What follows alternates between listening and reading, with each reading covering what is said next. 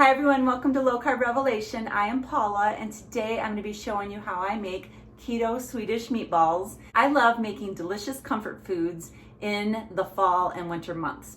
And I know that we are right now in the middle of August, so we're not quite into fall yet, and I'm not rushing things. I'm still enjoying summer, but I am starting to get in the mood for those delicious comfort meal foods. The recipe that I'm making today, I took a very traditional Swedish meatball recipe. I just swapped out the ingredients that are not keto friendly and I put in some of my own ingredients that are more keto friendly. And so I'm gonna go ahead and show you my ingredients and let's get to making these meatballs. So here is my modified traditional keto Swedish meatball recipe. I have already sauteed in butter a small onion that I diced up into small pieces. I just sauteed them until they were translucent and soft. I have right here 1/3 pound of ground pork and 2/3 pound of ground beef. These are gonna go right into the bowl with the onions. I'll be adding 1 teaspoon of salt, and of course I'm using Redmond's. I'm gonna be using a 1/4 teaspoon of nutmeg ground, a 1/4 teaspoon of ground allspice, and then I'm going to be adding white pepper, a 1/4 teaspoon. You can also use black pepper if you don't have white pepper.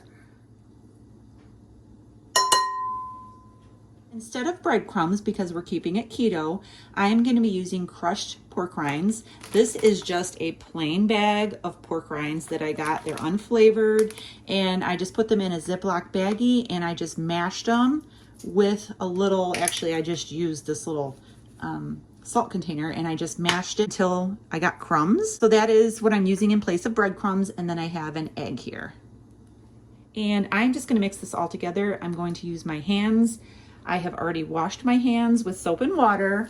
So I like to do it with my hands because I just really feel like you can get in there and get everything mixed up a lot better than if you're using a spoon when you're making meatloaf or meatballs. That was my oven. I have my oven preheated to 350 degrees. So I have an iron skillet here. I am going to be using this iron skillet on the stovetop to brown the meatballs in butter. I already have about a tablespoon of butter that I melted that is inside of the skillet, and I'm going to make meatballs and put them on top of the butter in the skillet. So I like to make my meatballs about maybe 1 inch or so, and I'm just gonna get these all here in the skillet.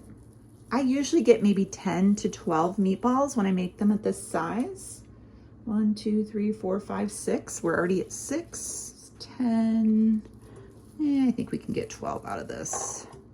And my hands are very sticky, so I'm going to take a break here and get them washed with soap and water, and I will meet you over at the stove. So I am going to go ahead and just brown these meatballs and just kind of flip them around on all sides until they are browned all around, but they are not going to be cooked through. They're still going to be pink in the center. This takes about 5 minutes or so. So I'm going to go ahead and start flipping these guys around. I'm actually going to be just transferring these meatballs into another skillet that I have here that's going to go into the oven. I'm going to be adding about a cup of beef broth to this, and that's going to help them become super tender in the oven as they're cooking. I'm just eyeballing about a cup of broth. And I have some aluminum foil here that I'm going to just put over top of the pan. And I'm going to put these in the oven and let them bake, and then I'm going to get started on making my gravy. Okay, so I just pulled my meatballs out of the oven and they are all ready for the gravy. This is the skillet that I browned my meatballs in, and I'm going to use these drippings to make the gravy. And so I'm going to add to this 2 cups of beef broth. And I'm just going to eyeball it. And that's about 2 cups. So I'm going to add to this broth, I'm going to add about a teaspoon of xanthan gum. This is going to act as my thickener instead of flour. And I'm just going to sprinkle that over top of the broth.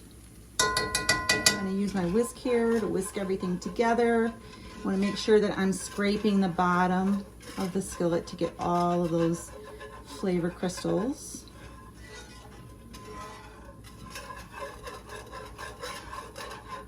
And to this, I'm going to add a little bit of pepper. I'm going to be using the white pepper. You can use black pepper as well. You can omit pepper. This is just to taste. So just a little bit of pepper. And instead of salt, I'm going to be using the hickory smoked real salt because I want my gravy to have a hickory flavor. And you can see that this is already thickening, really nice. So I want to add a little bit of sour cream to this. I'm going to show you a little trick that I learned many years ago when you're adding sour cream to a sauce or a gravy. You don't want to just put the sour cream in there cold because if you do, it'll be lumpy and just be a mess. Take a little bit of the sauce that you're going to be adding the sour cream to, and you're going to mix that. The sour cream is warming up so that it's not going to be so cold when you put it into the pan. I'm going to add a little bit more broth here because this is really cooking down and I want to have some more sauce.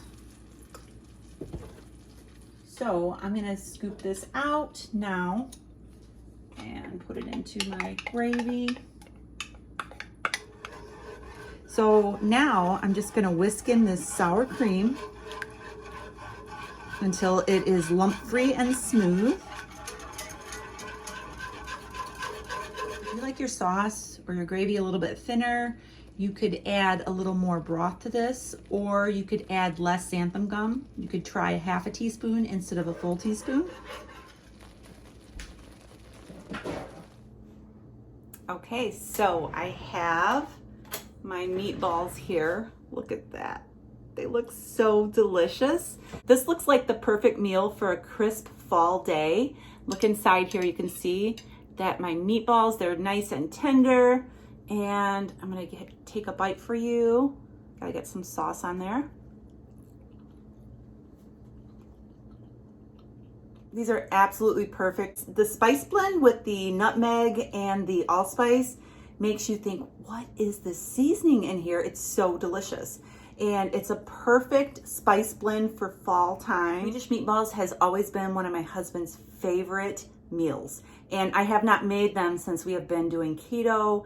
And I'm so excited for him to try these. I know he's gonna love them. Make sure you subscribe to my channel. Give me a thumbs up for this video because it really helps me out.